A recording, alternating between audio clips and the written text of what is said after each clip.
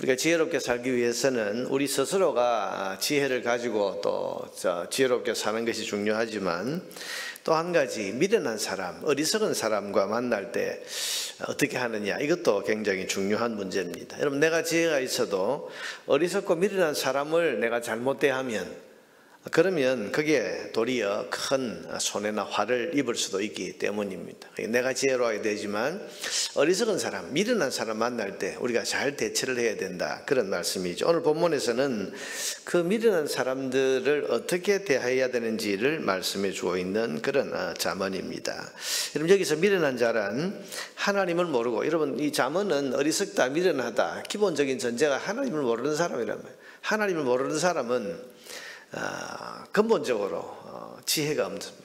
그래서 미련한 자, 그리고 이 미련한 자란 말 속에는 하나님 모르고 스스로 자기 고집을 부리며 사는 사람이라는 그런 뜻을 담고 있습니다. 그러니까 하나님 모르면서 그저 자기 하고 싶은 대로 그냥 그렇게 살고자 하는 그런 고집을 가진 사람, 이런 사람이 미련한 사람입니다. 자, 이런 사람을 우리가 만날 때에 어떻게 해야 되는가? 오늘 본문 1절과 8절에서는 이런 사람에게는 영예를 주지 않는 것이 더 낫다, 그렇게 말씀하십니다. 1절에 보니까 미련한 자에게는 영예가 적당하지 아니하다. 8절에도 보니까 미련한 자에게 영예를 주는 것은 돌을 물매에 매는 것과 같으니라. 돌을 물매에 맨다는 것은 뭡니까? 물매에 돌을 딱 장착시켰다는 것은 이게 남을 공격한다는 거죠. 이게 내가 큰 손해를 입는다, 위험하다, 그런 말이고, 1절에도 보면 이것은 마치 여름에 눈 오는 것과, 여름에 눈이 오는 것, 이거 어울리지 않는 겁니다. 특별히 추수 때에 비 오는 것과 같다. 추수 때에, 여러분, 추수할 때 비가 오면 어떻게 됩니까? 이게 지금 곡식이나 이런 것들이 다 젖어서 쓸 수 없게 되고 농사를 망치게 되는 겁니다.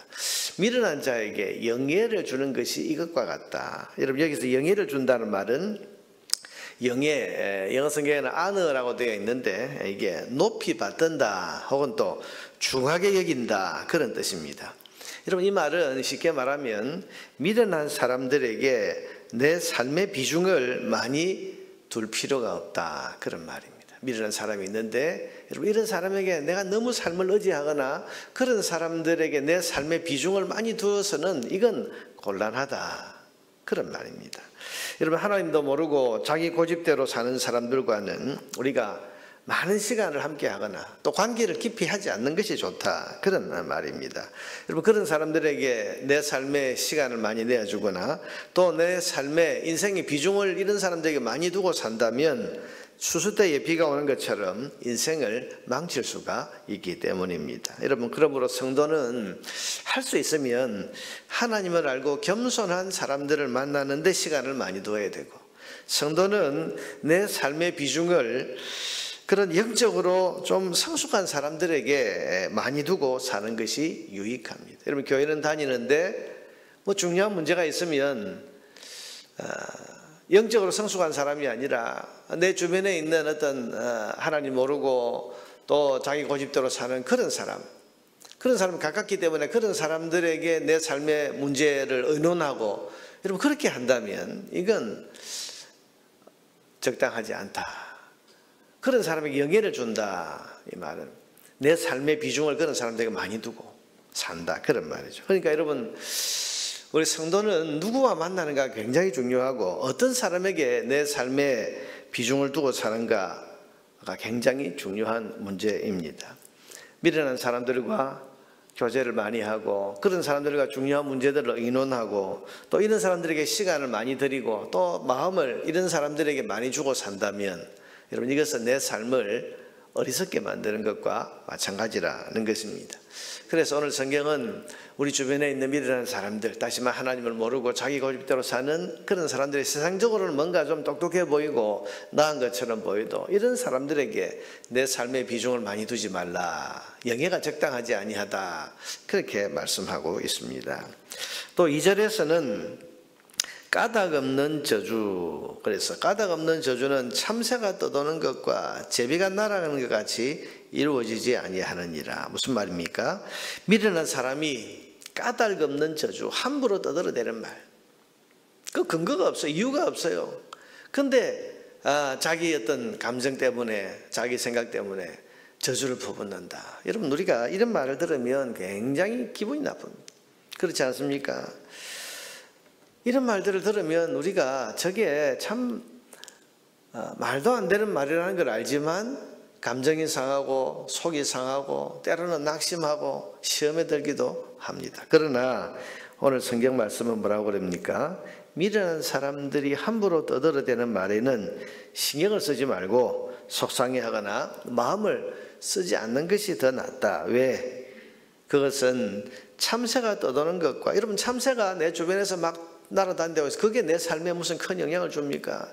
제비가 날아가는 것 같이, 제비가 있다가 날아가 버리면 이제 어디로 날아간지 모릅니다. 여러분, 그러니까 이게 잠시 내 주변에서 그런 말들이 떠돌지만 이 말은 이루어지지 않는다. 2절에 보니까 이루어지지 아니하느니라. 여러분, 저주는 사람 말에는 힘이 있지 않습니까? 특별히 저주하는 말에도 힘이 있습니다. 그런데 미련한 사람들이 함부로 떠드는 그런 말은 이루어지지 않는다.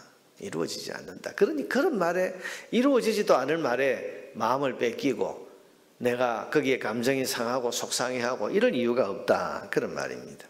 간혹 보면 뭐 잘 모르는 사람들이 함부로 떠드는 그런 말도 안 되는 엉터리 같은 말 때문에 굉장히 속상해하고 상처를 입는 경우를 볼 때가 있습니다.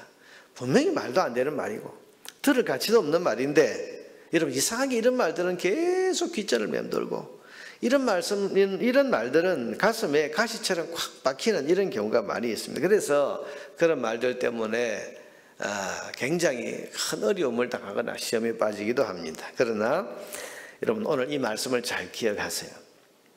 까닭 없는 저주는 참새가 떠도는 것, 제비가 날아가는 것처럼 이루어지지 아니한다. 아무 의미 없는 말이다. 아무 소용없는 말이다. 여러분, 우리가 이게 감정이 있기 때문에 그런 말들을 들을 때에 속이 상하고 기분이 나쁘고 뭐 이렇게 하지만, 그러나 이 말씀을 우리가 잘 붙들고, 그래, 미련한 사람들의 까닭 없는 저주는 이루어지지 않는다고 했으니 이거 신경 쓸 필요가 없다.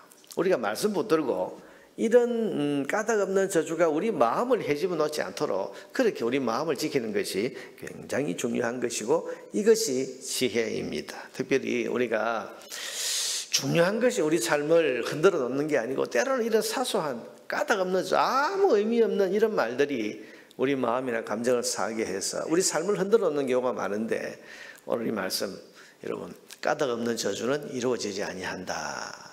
하나님 이렇게 말씀하셨으니, 그래, 참새가 날아가는 것처럼, 뭐 제비가 날아가는 것처럼 그렇게 여기고 이것을 무심히 대할 필요가 있다. 이게 지혜라고 말씀을 하십니다. 3절에 보면 말에는 채찍이 필요하고 나귀에게는 재갈이 필요하고 미련한 자에게는 등에 막대기가 필요하다. 이런 말씀을 했습니다. 여러분, 이 말씀은 미련한 자는 막 때려주라 그런 말씀이 아니고, 자, 여러분, 말, 나귀, 이 말이나 나귀를 움직이려면 말로 해서 됩니까? 말이 통하지 않습니다. 뭐 좀 똑똑한 말, 훈련된 말들은 말을 듣기도 하지만, 그러나 일반적으로 짐승은 말을 잘 알아듣지 못합니다. 그렇기 때문에 말을 움직이려면 채찍을 사용해야 되고, 나귀를 움직이려면 이 재갈을 물려서, 그래서 이렇게 이리저리 끌어야 나귀를 움직일 수 있다. 그것처럼 미련한 사람도 말이 통하지 않기 때문에 말로서 미련한 자를 바로잡거나 설득해 보려고 하는 것이 소용이 없다. 그런 뜻입니다. 자, 여러분이 무슨 말인가 하면, 말을 가지고 미련한 사람들을 대해서 뭔가 설득하고 이해시키고 뭐 또 그런 사람들을 감동 주고, 여러분, 이렇게 하는 것이 소용없는 일이다. 그런 말입니다. 성경에 보면 이단에 속한 자와는 말도 섞지 말고 집안에 들이지도 말라. 그런 말씀을 하셨습니다. 어떻게 보면 여러분, 이 말씀은 좀 우리의 일반적인 어떤 윤리나 감정과 좀 맞지 않는 것 같습니다. 아니, 이단에 속한 사람 우리가 참 대화를 잘 해가지고 설득을 해서 그 이단에서 빠져나오도록 그렇게 우리가 하는 것이 사랑이지, 아예 들이지도 않고 말도 섞지 말라, 이거 좀 너무한 거 아니냐? 근데 성경이 그렇게 말씀하시는 이유가 뭡니까? 오늘 바로 이 이유 때문입니다. 말이 통하지 않습니다. 말이 통하지 않고 말로 설득이 되지 않습니다. 여러분, 그래서 본인이 스스로 이 이단이 얼마나 잘못된 것인가, 마치 매를 맞는 것처럼 정신 번쩍 나는 그런 일이 있어야 겨우 정신을 차리고 돌아오지. 여러분, 그러기 전에는 말이 통하지 않습니다. 저도 이단에 속한 분들하고 이렇게 이야기를, 저는 목사니까 이야기를 할 기회가 종종 있었죠. 이야기를 해보면요, 말이 안 통해요. 거기 깊이 빠져 있을 때는요, 말이 안 통합니다. 시간 낭비고 에너지 낭비고, 정말 사랑하는 마음을 가지고 가서 설득을 잘 해보고 뭐 성경을 잘 바르게 가르쳐서 하려고 해도 안 돼요. 그 빠져 있을 때. 근데 세월이 좀 지나서 그 사람이 거기서 크게 실망을 하거나 거기서 무슨 큰 문제가 있다는 것을 깨닫거나 아니면 거기서 뭐 돈을 잃고 재산을 잃고 그래가지고 정신이 번쩍 나서 그렇게 만났을 때는 하는 말들이 다 이제는 통하는 거죠. 아, 목사님 이 말씀이 그런 말씀이에요. 내가 왜 그랬는지 모르겠습니다. 자, 여러분, 우리가 미련한 자들은 말로서 이해를 시키거나 설득하는 것은 될 수 있으면 피하는 것이 낫다. 그게 지혜라는 뜻입니다. 여러분, 4절에 보니까 미련한 자의 어리석은 것을 따라 대답하지 말라. 미련한 자가 뭐 어리석은 걸 하는데 거기에 따라서는 뭐 말하지 말라. 두렵건대 너도 그와 같을까 하노라. 똑같이 미련한 자가 된다. 또 6절에 보니까 5절에 보니까 미련한 자에게는 그의 어리석음을 따라 대답하다. 무슨 말입니까? 그 사람 미련하게 왜 그렇게 어리석게 말하면 거기에 따라서 어리석게 말해라. 두렵건대 그가 스스로 지혜롭게 여길까 하노라. 거기 맞장구를 뭐 또 막 쳐주고 거기에 하면 본인이 스스로 똑똑한 줄 알게 된다. 그런 말이죠.